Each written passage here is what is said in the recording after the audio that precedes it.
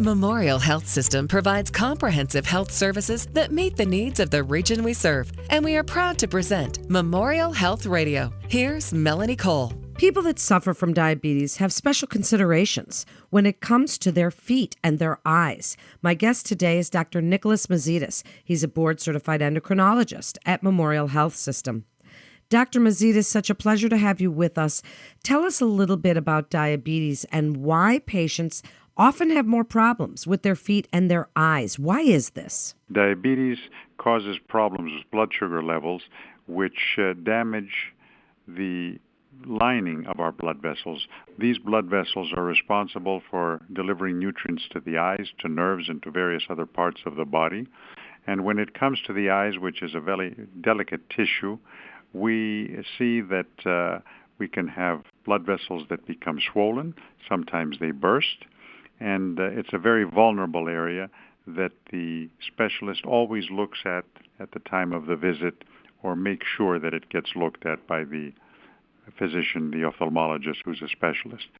When it comes to the feet, that's another very vulnerable area because the blood supply going to the feet, such a distance from the heart, again depends on these blood vessels, that if they become damaged, the blood delivery is jeopardized, and as a consequence, we have problems both with how we feel our feet and also with any type of injury that occurs with the feet. Are there some warning signs that problems are coming? And you mentioned having exams. So how often should they have their feet checked and their eyes checked? At every visit with the diabetes specialist, and very frequently also with their primary care physician, it's a good opportunity to have the shoes off so that the physician can examine the feet, look at the nails, take a look at any issue that might relate either to injury or to some damage to the skin or any indication of poor blood supply going to the feet. So that would be at every visit. When it comes to the eyes, again, the diabetes specialist can look into the eyes at the time of the visit, but even better, with the ophthalmologist, drops are put into the eyes, which makes them widen, and then a very good image is taken of the backgrounds of the eyes. And that's something which is done at least once a year, frequently twice a year, and then according to the circumstances, it might have to be done more frequently. What a great description. You're such a good educator. Dr. Mazidis, so what do you want listeners to know? Let's start with the feet, about taking care of their feet. Are there certain socks you prefer? Are there certain warning signs, things they should look for, wounds that don't heal? What would you like them to know about taking care of their feet? Well, the most important part of the message that we like to impart to the patient is that the shoes have to be the right shoes. And that applies to everyone because very frequently, even young people, they wear shoes that are inappropriate and the feet are looking good, but they don't last good. They don't last where the feet will not do well if they're in the wrong type of shoe. So one of the most important things is to make sure that the shoe fits properly and that they also have arch support in the shoe. If the shoe itself doesn't have a proper arch support, then people can get arch supports separately and make sure that they're put into the shoe at the time when they purchase it so that they can make sure that it fits properly with the arch support in place. As far as the socks which you mentioned, it should be a thick sock, and generally we advise patients who have diabetes or are on their feet a lot, it should be a white sock. A white sock, which is, as I said, plush and thick and supportive, because on the white fabric, one can see the stains that might be there if someone has an injury to the foot. So that would be very key in terms of our prevention of problems. And again, when we examine the patient, we also check the pulses. We check for sensation because these little subtleties make a difference in the long run. And fortunately, the insurance companies do cover for shoes in most cases if it's properly documented. So a patient with diabetes, certainly patients with diabetes over age 65, qualify with the proper documentation for shoes and for these inserts of which I spoke. And there are many different types of specific diabetic shoes out there. So that's really great advice, Dr. Mazitas.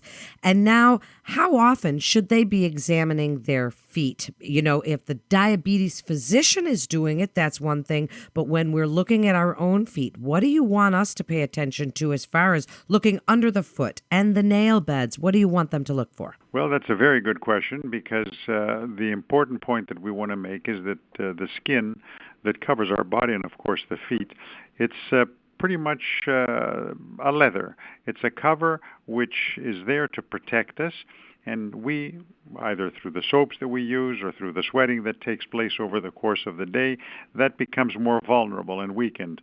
So we need to not only wash the feet, but to lubricate them. We need a good cream which we would put on the feet, and we would do that daily. I think that's pretty much a ritual.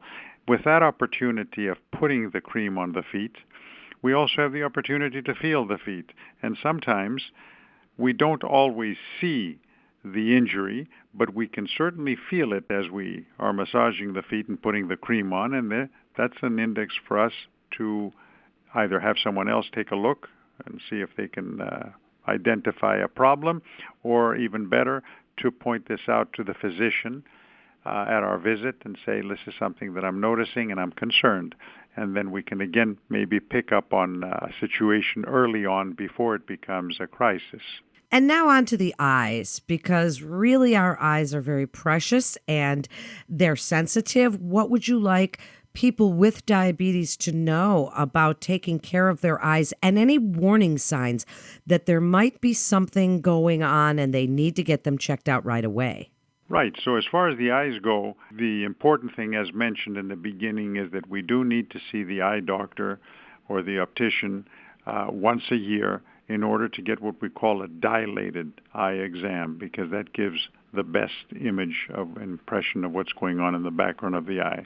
From that point on, if we notice that the vision is getting blurred, if we're having problems with our night vision, these would be indicators perhaps of the lens of the eye becoming more cloudy.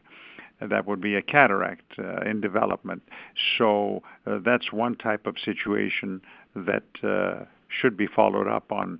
Also, if we were to notice that our vision gets blurred at certain times and then clears up and gets blurred again, that could be an indication of fluctuating blood sugars, high, low, and again, that causes changes in the lens of the eye, which again alert us to the fact that our sugars are not steady and that they're running into high levels that are undesirable.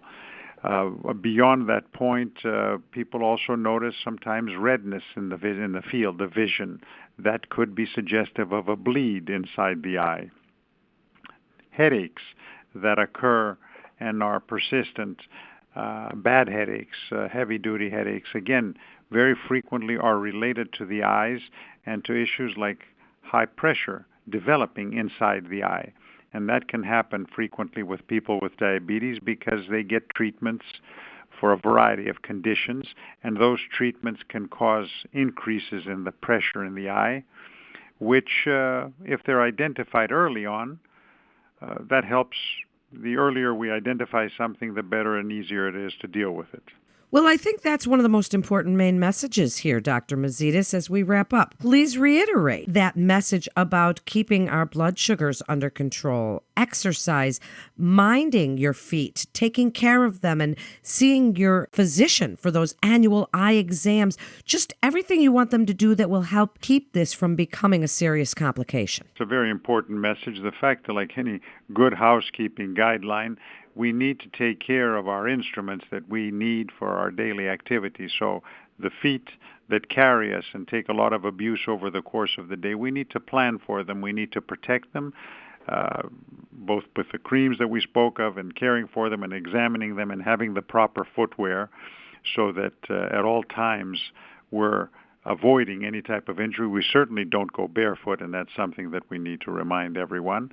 And when we do see the physician, it's a great opportunity to have the shoes off and have the feet examined. As far as the eyes go, again, very important instruments for us.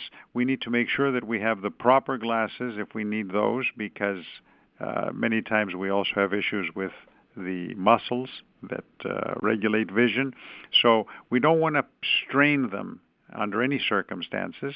We also want to make sure that the backgrounds of the eyes are examined, because that's the best opportunity to see the small blood vessels in the body. If the eyes are suffering, the kidneys usually are suffering as well, and many other tissues where the small blood vessels feed.